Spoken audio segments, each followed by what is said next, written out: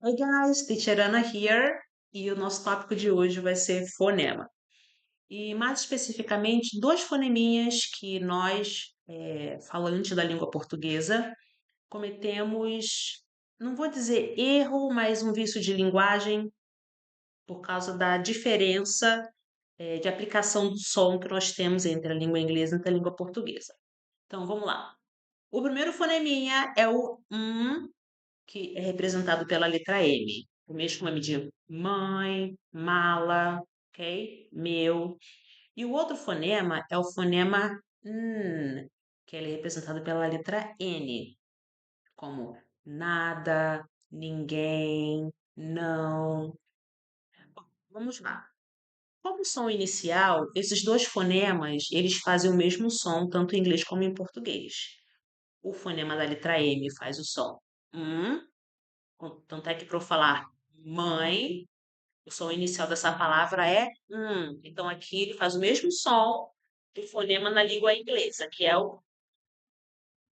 Já o fonema também faz o mesmo som, perdão, já não. Assim como o fonema também faz o mesmo som em português, quando ele é som inicial, para o mesmo som que ele é em inglês, que é o Para eu falar a palavra nada, o som inicial é Aonde que está a dificuldade? É quando essas letras estão como som final.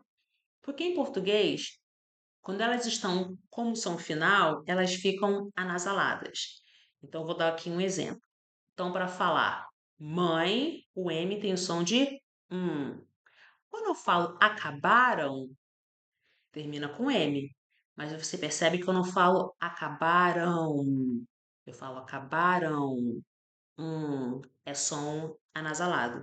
E é esse som que não tem no inglês, que a gente, quando acaba falando o inglês, a gente transfere essa mesma regra fonética. E a mesma coisa nas palavras que terminam com N na língua portuguesa. Por exemplo, a palavra glúten termina com N. Quando o N é no início, o som é Ó, perceba. Nada. Mas quando termina com N é nasalado, porque eu não falo glúten, eu falo glúten, tem, anasalou. E é esse som nasalado que não tem no inglês. Então, no inglês, esse som e ele sempre vai ser e tanto no som inicial quanto no som final. Às vezes, quando a gente vai falando rápido, a gente nem percebe que está anasalando esse som. Aonde que ele fica assim gritante? Quando você tem que fazer uma conexão da consoante com a vogal. Porque quando a gente fala, nós fazemos as conexões dos sons. E principalmente o som da consoante com a vogal. Então, eu trouxe aqui dois exemplos para a gente poder acompanhar. Então, vamos lá. Então, aqui é um exemplo com o fonema que eu falei para vocês, que em inglês ele é tanto no início quanto no fim. Então, essa palavra aqui em inglês, eu leio them. Então, ele termina com Esse som ele é um continuous sound. Para quem já viu meu vídeo sobre continuous sound, entende que é um som contínuo. Então, você geralmente demora um pouquinho mais nesse som. Então, them, fica só o e nenhum outro som depois disso, ok? Então, se eu fico pronunciando them, na hora que eu vou juntar esse som final com a vogal, fica assim, ó. Them, I like them a lot. Já se eu percebo que esse som é e eu assim pronuncio them, na hora que eu junto com a vogal, ele até soa diferente. Them. Então, I like them a lot. Ok? Então, não é anasalado.